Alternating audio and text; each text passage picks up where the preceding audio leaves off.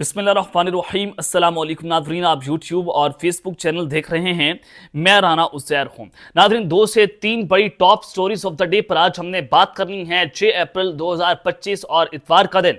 सबसे पहली खबर, सबसे पहली टॉप स्टोरी कि आज अडयाला जेल में, आज नहीं बल्कि अडयाला जेल में पिछले हालिया दिनों के अंदर एक ऐसी तबाहकुन, एक ऐसी ताकतवर तरीन मुलाकात हुई है, एक मैसेज कन्वे किया गया है और इमरान खान को ये स्पेस देने के लिए कि जनाब जो है वो आप ये चीजें कर लें। अब ये क्या पैगाम पहुंचाया गया इमरान खान को, किसने क्या पैगाम पहुंचाया, और फिर दूसरी जानिब अंसार अब्बासी की जानिब से वो जो अंदर की खबर लेकर आए हैं वो तबाहकुन खबर है जिसने सियासी हलकों में खलबली मचा कर रखती है। This is very important, this is significant, और अगले चंद दिनों के अंदर क्या होने जा रहा है, तमाम डिटेल्स, तमाम तफसीलात इस मुलाकात के हवाले से मैंने आपके सामने आज के इस वीलॉग के अंदर जनाब रखनी है।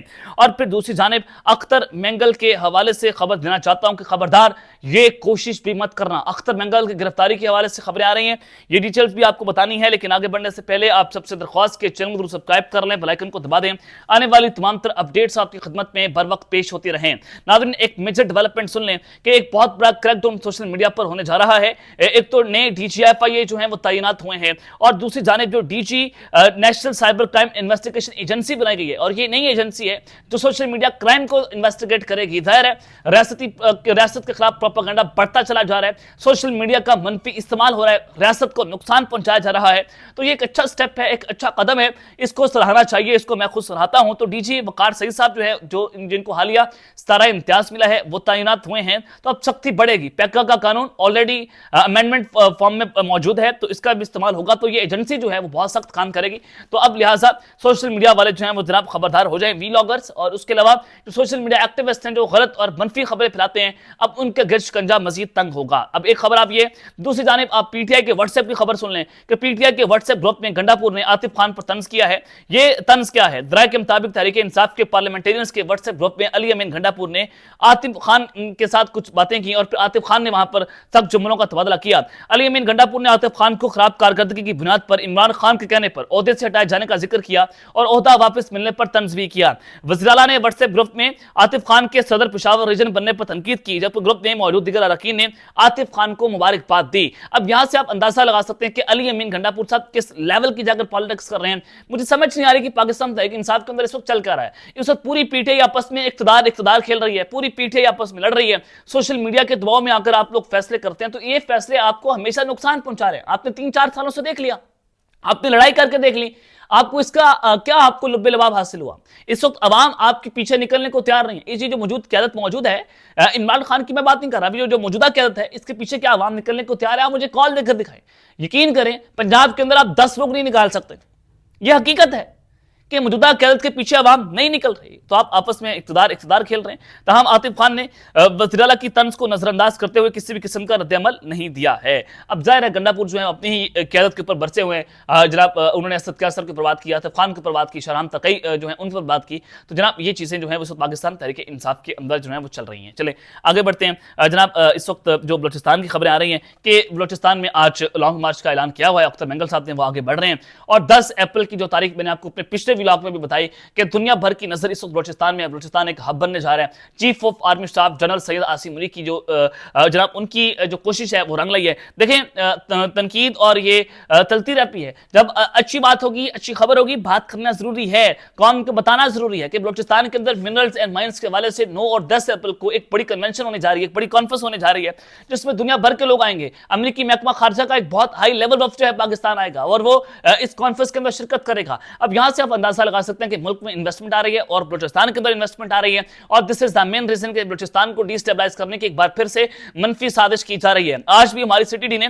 कोयटा के अंदर एक बड़ी दहशतगर्दी का मंसूबा नाकाम बनाया है, और फौरी रद्द अमल और पेशेवराना अमल के एक तबाहकुन हमले को मौसर तरीके से रोक दिया गया है। CTD बलूचिस्तान की जानिब से आज जनाब IEDs और खुदकार हथियार, दस्ती बम और गोला बारूद जो है वो उनमें सरियाब रोड से वहां से जनाब बरामद किया है, और वहां का सर्च ऑपरेशन जो है वो जारी है, और इंटेलिजेंस पेश ऑपरेशन वहां पर किया गया। अब जरा आप सुन लें कि 10 अप्रैल से पहले कहा जा रहा है अख्तर मेंगल साहब को कि जनाब आप सब्र कर लें, आप ये कॉन्फ्रेंस होने दें, इस वक्त पूरी दुनिया वहां पर आ रही है और लिहाजा हमारी मुल्क भर की एजेंसीज वहां पर एक्टिव हैं। अब अगर ये अख्तर मेंगल साहब पीछे नहीं हटते तो रियासती मशीनरी जो है वह हरकत के अंदर आएगी। अगर पीछे ही वाले समझ रहे हैं कि अख्तर मेंगल साहब बहुत बड़ी तारीख लेकर जा रहे हैं और आप उनको सोशल मीडिया पर सपोर्ट कर रहे हैं, पाकिस्तान तहरीक इंसाफ इतनी जल्दी माजी कैसे बोल सकती है कि अख्तर मेंगल साहब ने आपके खिलाफ तो वो खड़े हुए थे। और आप मुशर्रफ दौर से देख लें कि आज जो बुकटी खड़े होंगे तो उसी बुकटी के खिलाफ आप खड़े हो गए थे। तो अख्तर मेंगल साहब सियासी मफादात के लिए आगे बढ़ रहे हैं, मैं तो खुलकर बात करूंगा। तो इसी वजह से इनको रोकना बहुत जरूरी है कि मुल्क में डिस्टेबलाइजेशन इस वक्त रोकनी चाहिए। ये जो बलूचिस्तान को डिस्टेबलाइज करने की कोशिश हो रही है इसको भी रोकना चाहिए। अब मुस्तोंग में हॉस्पिटल्स के अंदर इमरजेंसी नाफिज कर दी गई है। शेलिंग इस वक्त कोयटा के अंदर जराए बता रहे हैं कि हो रही है और अख्तर मेंगल की गिरफ्तारी के लिए एमपीओ के तहत ऑर्डर्स भी जारी कर दिए गए हैं। अगर वो कोयटा की तरफ बढ़े और वहां पर पहुंचे तो उनको गिरफ्तार कर लिया जाएगा, जैसे डॉक्टर मारंग बलोच को 3 एमपीओ के तहत गिरफ्तार किया गया। दायरे नुक्से अमा का मामला होता है तो उसके तहत इनको गिरफ्तार किया जाता है। तो बीएलए का एक प्रेस रिलीज सामने आया है, मुबैना तौर पर कह लें क्योंकि ये अभी तक ऑथेंटिक नहीं है, इस पर ये सोशल मीडिया पर चीजें चल रही हैं, तो लिहाजा मैंने इस पर बात कर ली कि बीएलए कह रही है मुबैना तौर पर कि हमारे लोग अख्तर मेंगल के धरने की सिक्योरिटी पर मामूर होंगे। अब यानी कि नॉन स्टेट एक्टर्स जो है वो एक्टिव हो रहे हैं। अब आप देखें कि जो बीएलए के सपोर्टर्स हैं क्या उनको मकसद आएगा ये दहशतगर्द कलदम तंजीम है, इसके खिलाफ हर सूरत हमें खड़ा होना है और जो इसके सपोर्टर्स हैं जो उसके सहूलतकार हैं उसके खिलाफ भी खड़ा होना है। तो आप देखेंगे बॉर्डर पर्सपेक्टिव में इन सारी चीजों को एनालाइज करना है और फिर जाकर आपने अपनी राय जो है उसके ऊपर कायम करनी है। तो लिहाजा मैंने बलूचिस्तान के हवाले से और अख्तर मेंगल की गिरफ्तारी के हवाले से खबर आपके सामने जनाब रखती है। अब आ जाए मुलाकात की असल खबर के ऊपर कि असल मुलाकात कहां पर किसकी कैसे हुई। देखिए जनाब आपने देखा कि हालिया एक अमेरिकन ओवरसीज पाकिस्तानी का वफ्द 5 लोग तकरीबन आए और उन्होंने पाकिस्तान की एक अहम शख्सियत के साथ मुलाकात की। बड़ा उसका शोर शराबा था कि मुलाकात हुई, मुलाकात की तस्दीक हो गई, बहुत सारे सहाफियों ने इसके ऊपर बात की। तो ये अंसार वासी साहब की खबर है, बड़े सीनियर जर्नलिस्ट हैं और बड़े मंजे हुए सहाफी हैं और ये अंदर की खबर रखते भी हैं, एस्टेब्लिशमेंट के करीबी हल्कों से ये खबर निकाल लेते हैं। अब वहां से ये तबाकुन खबर लेकर आए कि अब तक की सबसे अहम मुलाकात हुई है कि वो जो वफ्द आया था उन्होंने जब मुलाकात की वो मुलाकात करके अलियारा जेल भी गए, लेकिन ये मुलाकात रिपोर्ट नहीं हुई। अंसार बस साहब रिपोर्ट कर रहे हैं, तो मैंने सोचा कि आपके सामने खबर भी रखती जाए।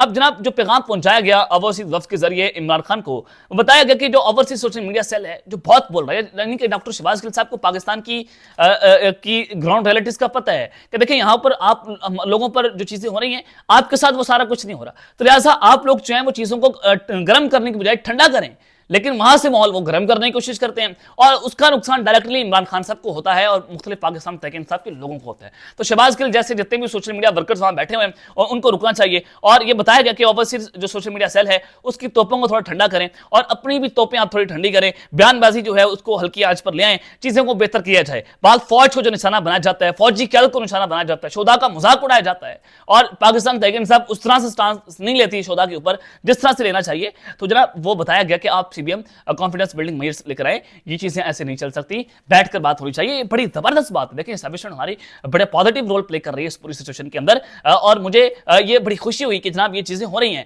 और अगर ये मुलाकात हुई है तो ये एक पॉजिटिव डेवलपमेंट है कि चीजों को इस तरह से लेकर चलना चाहिए और बड़ी जिम्मेदारी के साथ पाकिस्तान की एस्टेब्लिशमेंट काम कर रही है। क्योंकि मैं आपको पहले बता रहा हूं कि इस वक्त वो एक स्ट्रॉन्गेस्ट पोजीशन के ऊपर मौजूद है और इस स्ट्रॉन्गेस्ट पोजीशन के ऊपर भी अगर वो मुल्क की मफाद का सोच रही है, अगर वो कह रहे हैं कि मुल्क की मफाद के लिए हम बात करने को तैयार हैं, तो वाई नॉट इमरान खान क्यों नहीं बात करने को तैयार? वो करें और वो करने को तैयार भी। मैं आपको ये भी बता रहा हूं कि वो वहां से बात हो रही है कि जो रिजवान रजी साहब ने खबर भी दी, ये मुझे नहीं पता कि वो तनसन बात कर रहे थे, कैसे बात कर रहे थे, कि रिजवान रजी साहब की खबर है कि उन्होंने कहा कि $500 मिलियन का सौदा हो गया है। इमरान खान की राय के लिए उधर से कोई ना कोई कॉल आ सकती है अमेरिका से कि उनको इमरान शफकत साहब ने कॉल करके बताया। इमरान शफकत साहब हालिया वो भी जर्नलिस्ट हैं, वो अमेरिका के दौरे पर थे, वो वहां पर गए और इरफान सदीकी साहब ये जर्नलिस्ट भी रहे और नून लीग और नवाज शरीफ के बड़े करीबी साथी हैं। इन्होंने कहा कि एस्टेब्लिशमेंट बार बार कह रही थी कि सियासतदानों से बात की जाए, पीटीआई की बात करें कि वो पीटीआई को उन्होंने बताया कि आप एस्टेब्लिशमेंट से बात ना करें, आप सियासतदानों के साथ बात करें और 9 मई पर माफी मांगे। तो इरफान सदीकी साहब कहते हैं कि अगर एस्टेब्लिशमेंट इन दोनों मौक़िफ़ से पीछे हट गई तो उनको खुद जस्टिफाई करना होगा, हम इसको जस्टिफिकेशन नहीं देंगे। इसका मतलब है कि कुछ ना कुछ तो बैकएंड के ऊपर हो रहा है।